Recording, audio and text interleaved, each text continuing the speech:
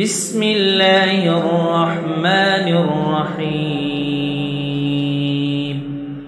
الحمد لله الذي أنزل على عبده الكتاب ولم يجعل له عوجا قيما لينذر بأسا شديدا من لدنه ويبشر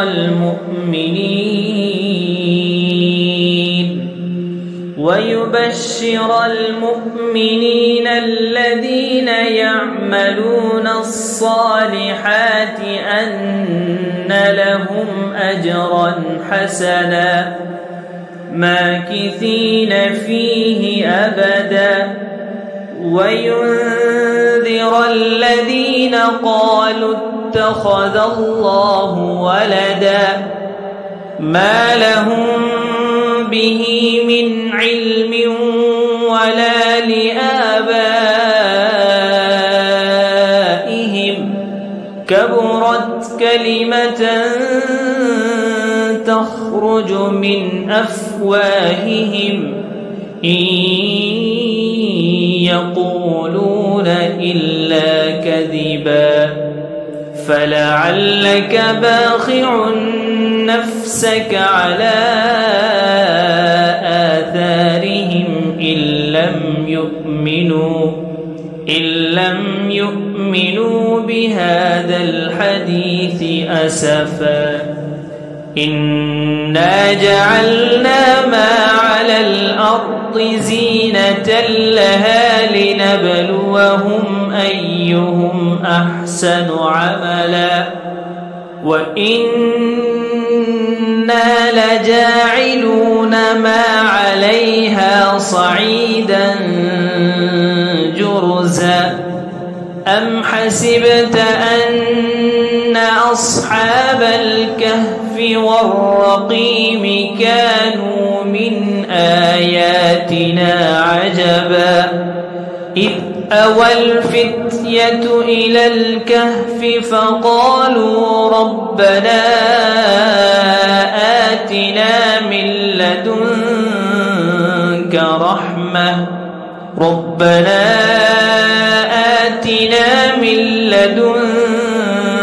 رحمة وهيئ لنا من أمرنا رشدا فضربنا على آذانهم في الكهف سنين عددا ثم بعثناهم لنعلم أي الحزبين أحصى لما لبثوا أمدا نحن نقص عليك نبأهم بالحق إنهم فتية آمنوا بربهم وزدناهم هدى وربطنا على قلوبهم إذ قاموا فقالوا ربنا رب السماوات والأرض لن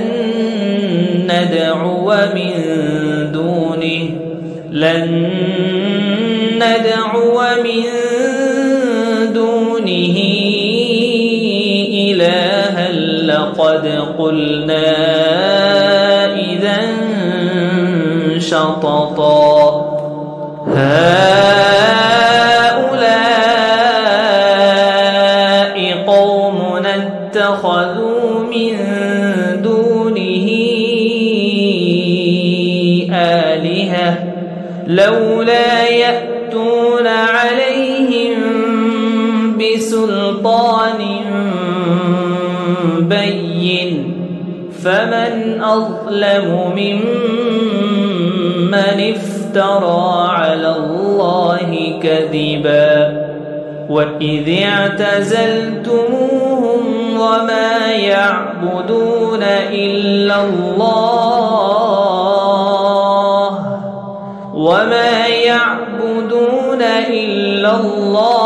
فأووا إلى الكهف ينشر ينشر لكم ربكم من رحمته ويهيئ لكم من أمركم مرفقا وترى الشمس إذا طلعت تزاور عن كهفهم ذات اليمين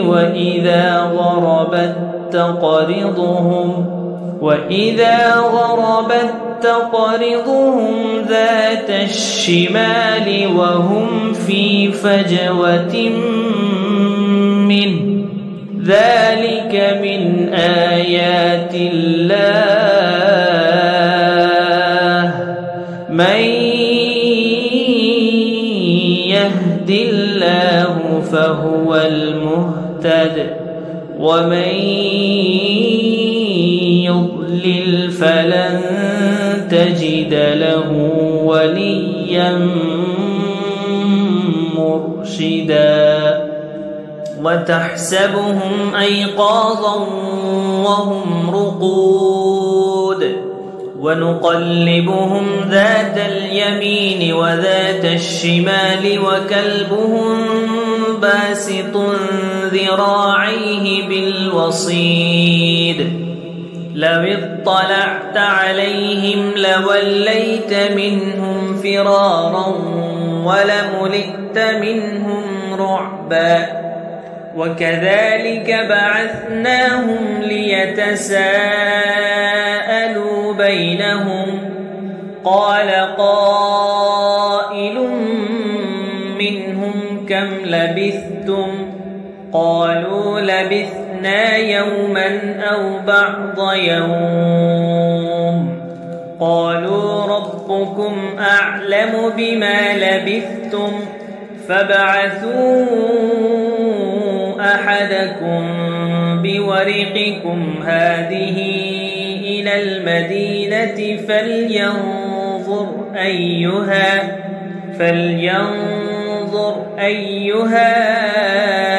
أزكى طعاما فليأتكم برزق منه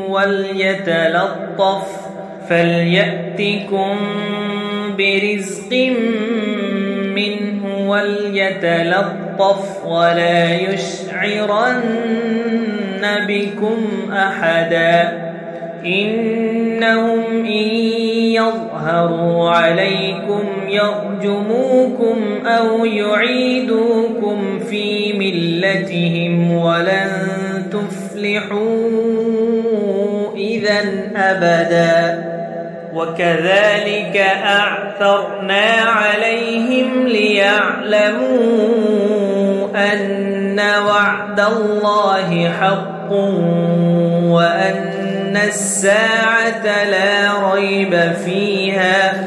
إذ يتنازعون بينهم أمرهم فقالوا ابنوا عليهم بنيانا ربهم أعلم بهم قال الذين غلبوا على أمرهم لنتخذن عليهم مسجدا سيقولون ثلاثة رابعهم كلبهم ويقولون خمسة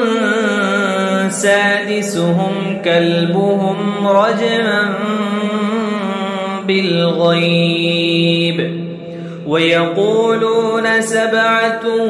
وثامنهم كلبهم قل ربي أعلم بعدتهم ما يعلمهم إلا قليل فلا تمار فيهم إلا مراء ظاهرا ولا تستفت فيهم منهم أحدا ولا تقولن لشيء إني فاعل ذلك غدا إلا أن يشاء الله.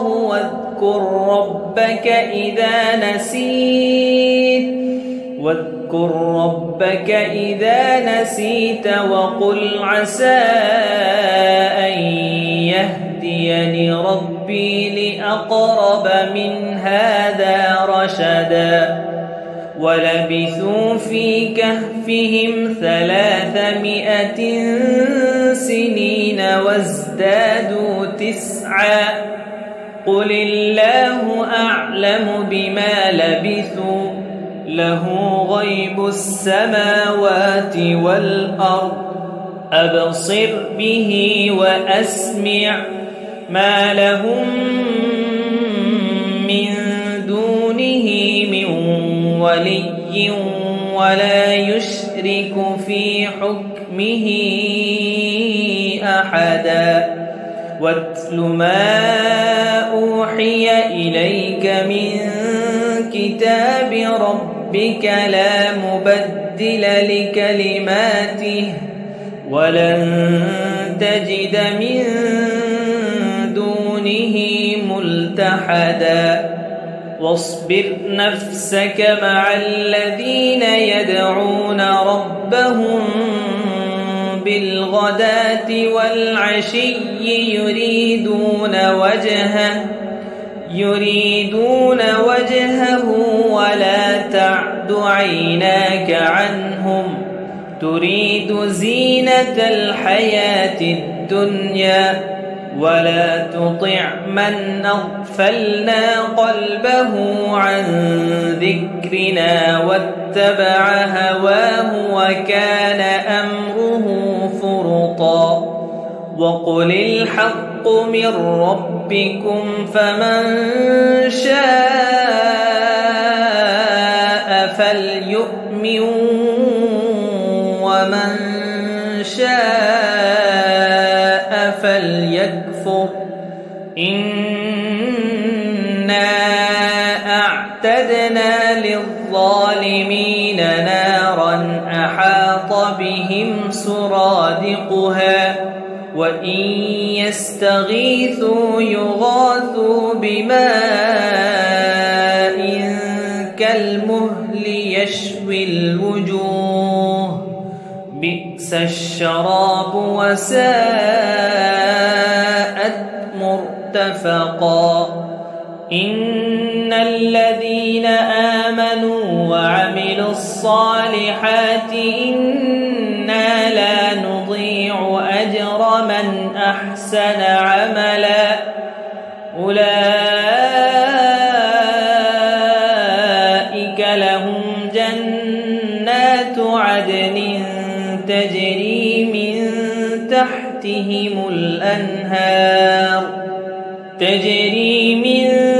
تحتهم الأنهار يحلون فيها من أساور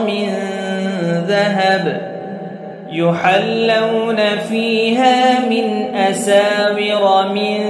ذهب ويلبسون ثيابا خضرا من سندس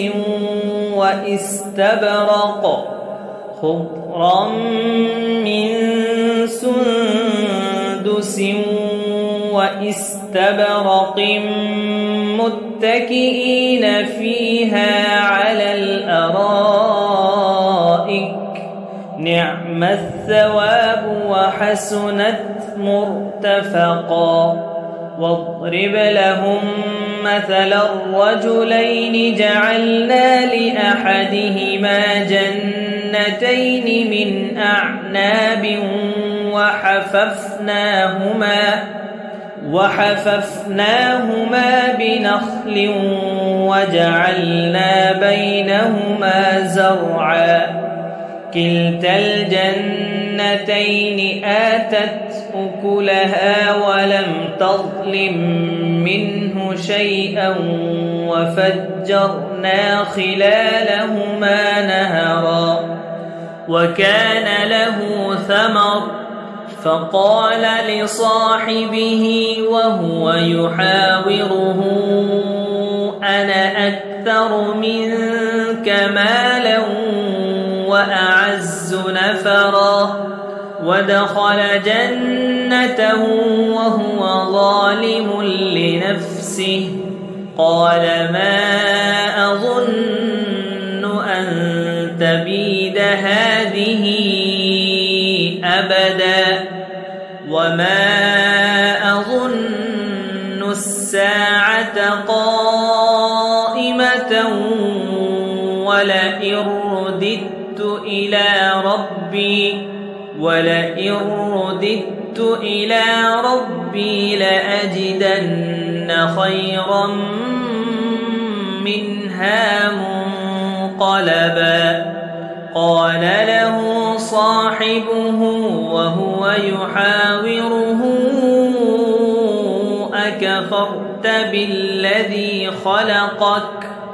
أكفرت بالذي خلقك من تراب ثم من نطفة ثم سواك رجلا لكن هو الله ربي ولا أشرك بربي أحدا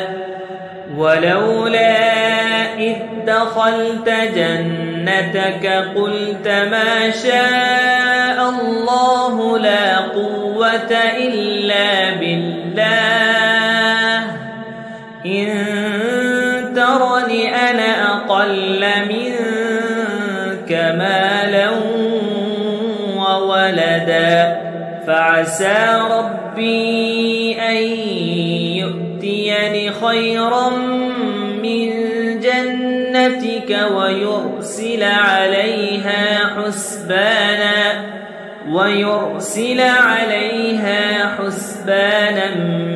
من السماء فتصبح صعيدا زلقا أو يصبح ماؤها غورا فلن تستطيع له طلبا وأحيط بثمره فأصبح يقلب كفيه على ما أنفق فيها وهي خاوية على عروشها ويقول يا ليتني لم أشرك بربي أحدا ولم تكن له فئة ينصرونه من دون الله وما كان منتصرا هنالك الولاية لله الحق هو خير ثوابا وخير عقبا واضرب لهم مثل الحياة الدنيا كماء أنزلناه من السماء فاختلط به نبات الأرض فأصبح هشيما تذروه الرياح وكان الله على كل شيء مقتدرا المال والبنون زينة الحياة الدنيا والباقيات الصالحات خير عند ربك ثوابا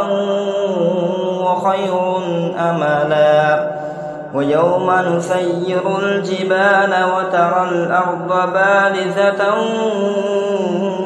وحشرناهم فلم نغادر منهم أحدا وعرضوا على ربك صفا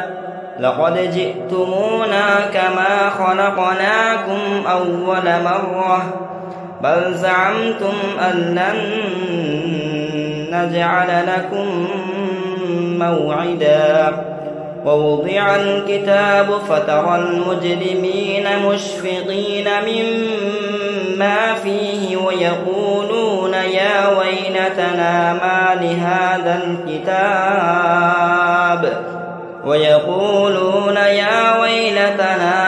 لهذا الكتاب لا يغادر صغيرة ولا كبيرة إلا أحصاها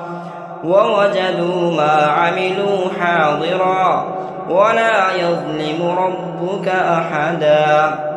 وإذ قلنا للملائكة اسجدوا لآدم فسجدوا إلا إبليس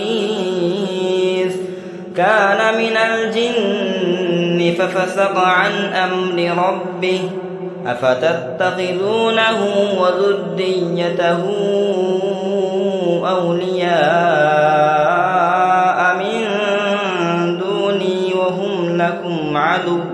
بئس للظالمين بدلا. ما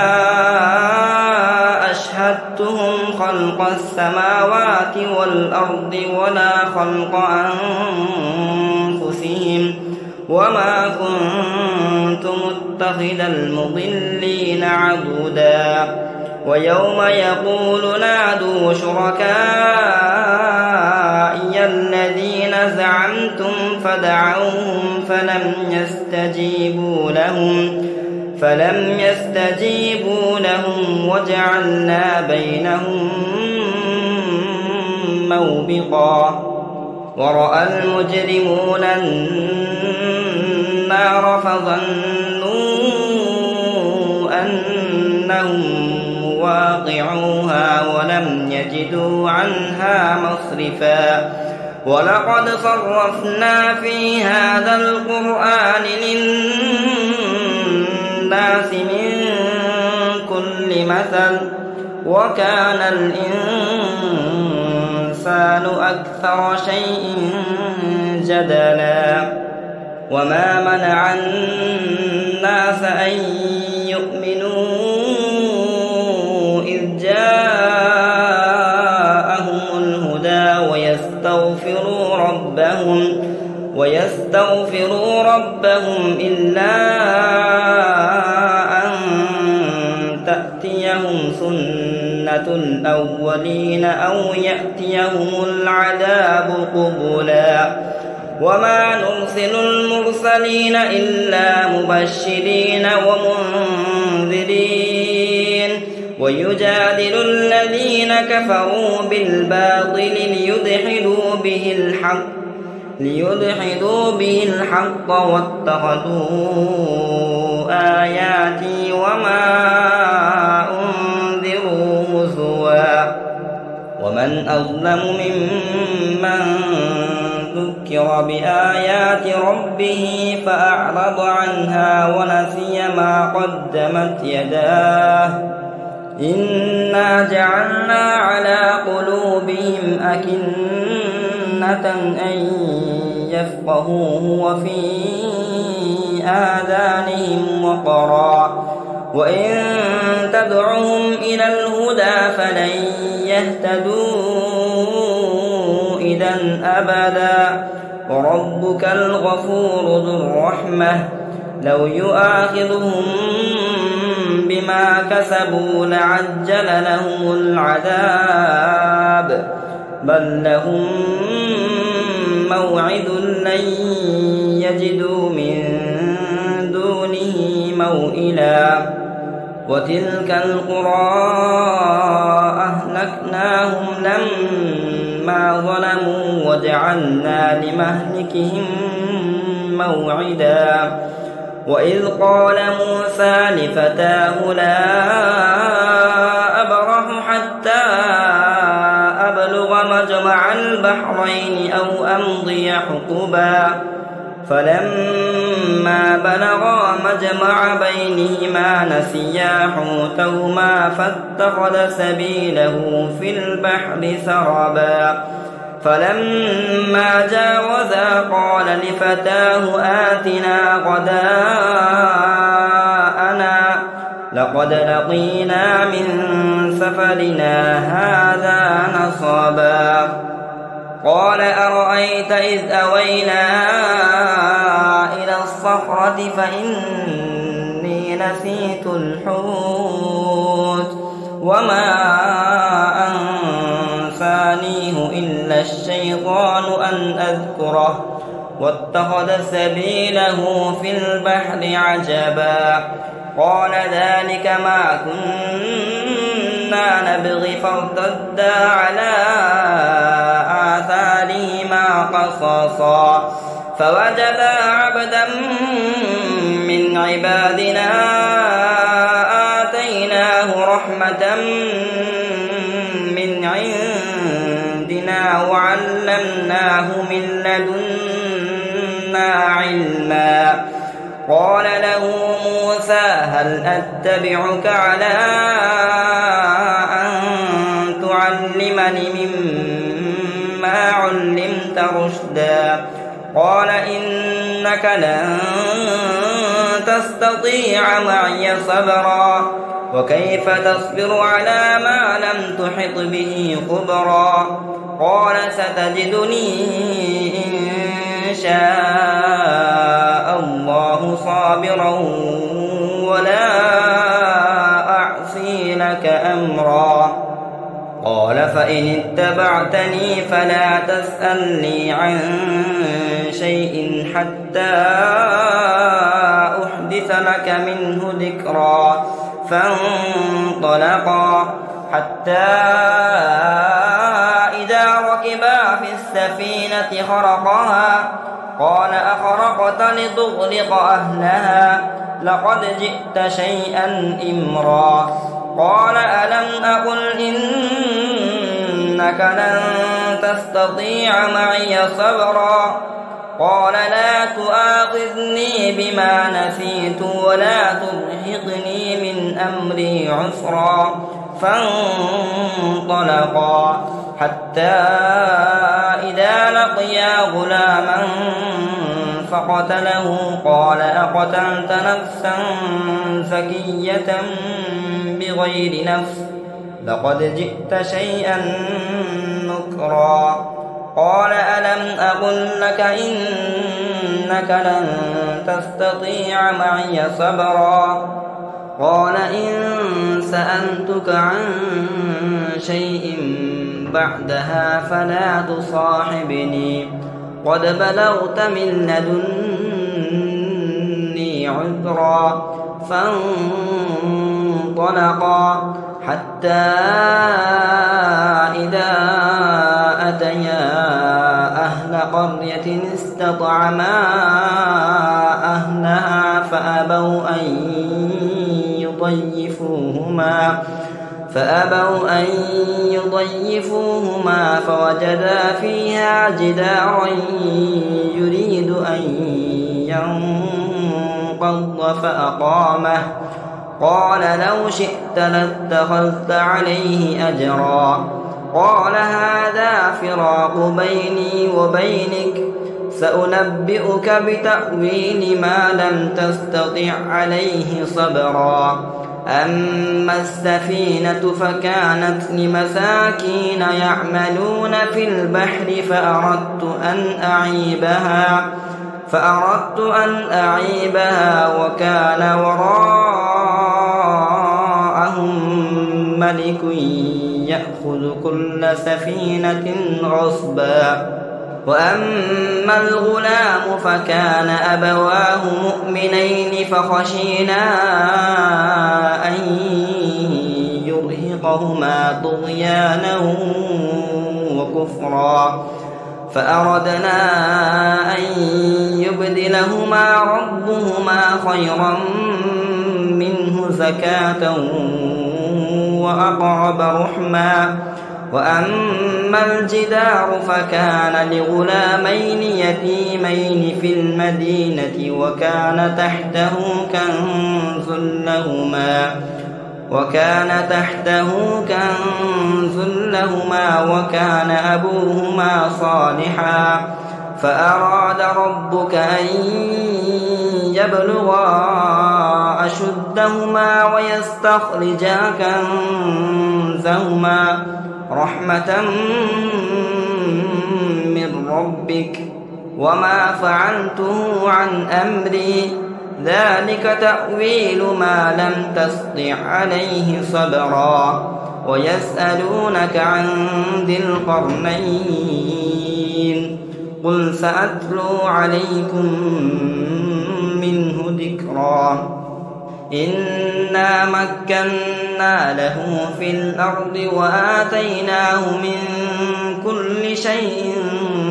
سببا فأتبع سببا حتى إذا بلغ مغرب الشمس وجدها تغرب في عين حمئة ووجد عندها قوما قلنا يا ذا القرنين إما أن تعذب وإما أن تتخذ فيهم حسنا قال أما من ظلم فسوف نعذبه ثم يرد إلى ربه فيعذبه عذابا نكرا وأما من آمن وعمل صالحا فله جزاء الحسنى وسنقول له من أمرنا يسرا ثم أتبع سببا حتى إذا بلغ مطلع الشمس وجدها تطلع على قوم لم نجعل لهم من دونها سترا كذلك وقد أحطنا بما لديه خبرا ثم أتبع سببا حتى إذا بلغ بين السدين وجد من دونهما قوما لا يكادون يفقهون قولا قالوا يا ذا القرنين إن يأجوج ومأجوج مفسدون في الأرض فهل نجعل لك خرجا على أن تجعل بيننا وبينهم سدا قال ما مكني فيه ربي خير فأعينوني بقوة أجعل بينكم وبينهم ردما آتوني زبر الحديد حتى إذا ساوى بين الصدفين قال انفخوا حتى إذا جعله نارا قال آتوني أفرغ عليه قطرا فما استطاعوا أن يظهروه وما استطاعوا له نقبا قال هذا رحمة من ربي فإذا جاء وعد ربي جعله دكاء وكان وعد ربي حقا وتركنا بعضهم يومئذ يموج في بعض ونفخ في الصور فجمعناهم جمعا وعرضنا جهنم يومئذ للكافرين عرضا الذين كانت أعينهم في غطاء عن ذكري وكانوا لا يستطيعون سمعا أفحسب الذين كفروا أن يتخذوا عبادي من دوني أولياء إنا أعتدنا جهنم للكافرين نزلا قل هل ننبئكم بالأخسرين أعمالا الذين ضل سعيهم في الحياة الدنيا وهم يحسبون أنهم يحسنون صنعا أولئك الذين كفروا بآيات ربهم ولقائه فحبطت أعمالهم فلا نقيم لهم يوم القيامة وزنا ذلك جزاؤهم جهنم بما كفروا واتخذوا آياتي ورسلي هزوا إن الذين آمنوا وعملوا الصالحات كانت لهم جنات الفردوس نزلا خالدين فيها لا يبغون عنها حولا قل لو كان البحر مدادا لكلمات ربي لنفد البحر قبل أن